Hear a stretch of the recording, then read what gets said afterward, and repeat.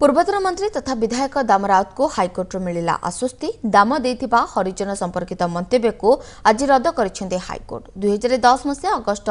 10 रे कुजंग अंचल में एक बैठक कराइला। बैठक में विधायक और सांसद नाम जातियाण मंतव्य दे आक्षेप करते दाम एने दाम विरोध में कुजंग थाना एतला रुजु कर हाइकोर्ट में यह चैलेंज कर मामला करते दाम आज मान्यवर कोर्ट मामला को खारज करने सह रद्द कर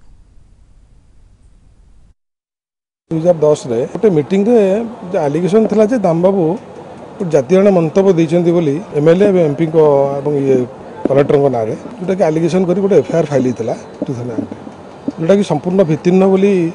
दाम बाबू सेटा को हमें चैलेंज करथुल हाई कोर्ट रे एवं high court justice AK Mishra after hearing both the parties please to quash the entire proceeding एवं इतरे सीनियर एडवोकेट विजन बिहार राय या मकदम को परिचालना करते सब